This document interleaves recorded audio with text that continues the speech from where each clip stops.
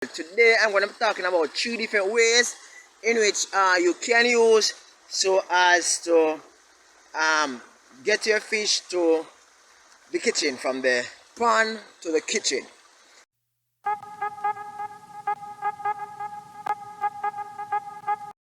Hey everybody, welcome again to another episode of Fish Keeping Jamaica. Welcome to my channel.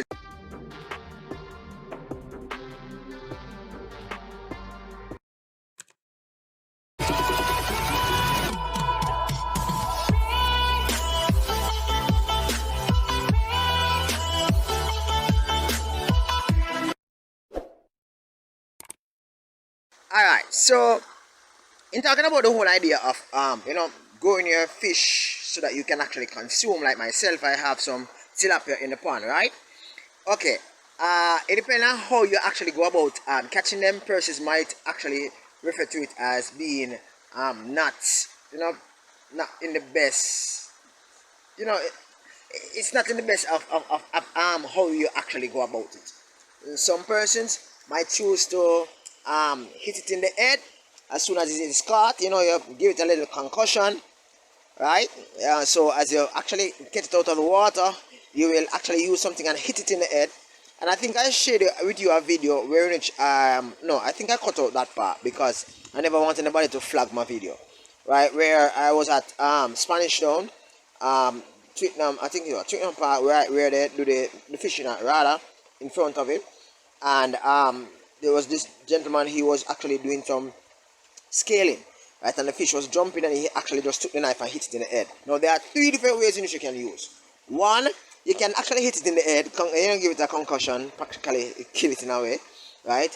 And 2, you can actually just remove it from the water and now allow it to actually flap until it's dead.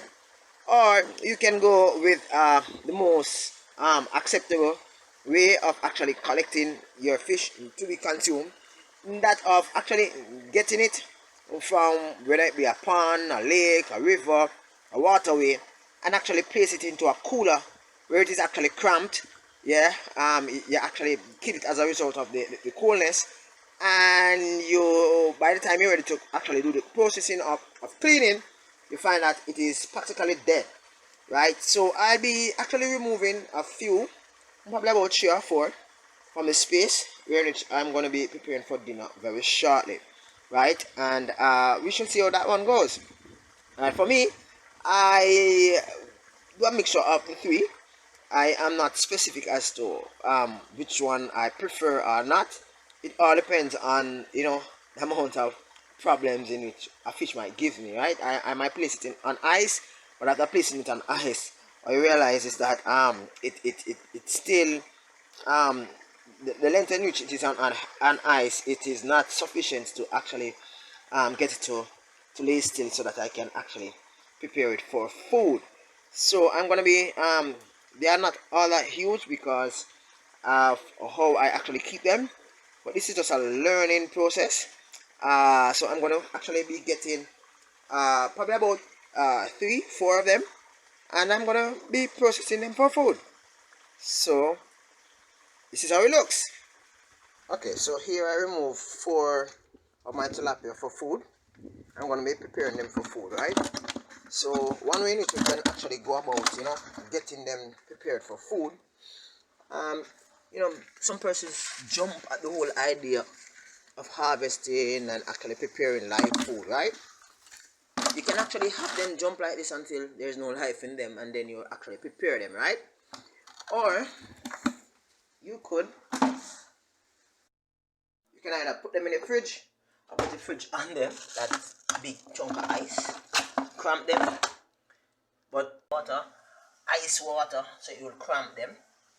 Or you can choose to do the other way, where you actually take a blunt instrument like the knife or something that is hard and just hit them on the head, so they'll be ready for your processing. I don't know which of the 3 you prefer, but I do a mixture of 3. Stay tuned, guys. Okay, now after allowing the fish to sit in the pan for a while, the fish was still jumping.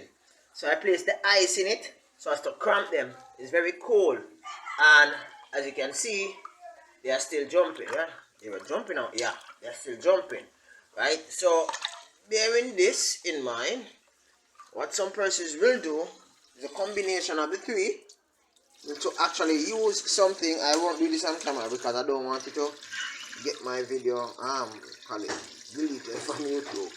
Alright, so some person will actually take the knife and hit it in the head, blunt object, and hit it in the head so as to get it to start move, and then they will start the cleaning up process. Now I have 4 of these. They are small, but you know they should taste good. Alright guys, I'll show you the end product when I'm finished. After cutting and cleaning and all that with the fish, right, I realize that they are still jumping.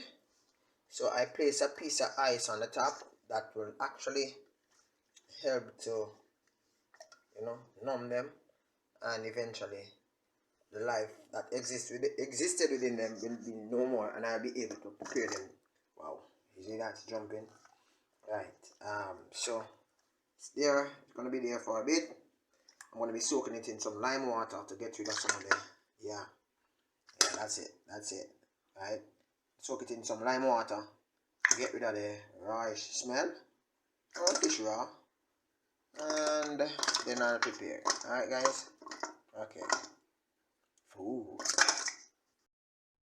Okay, so after I've actually sort out the fish as far as cleaning up is concerned, I prefer to use natural seasonings such as scallion, onion, thyme, pepper, salt, browning, and these are they right now. We are yearning to go in the pot.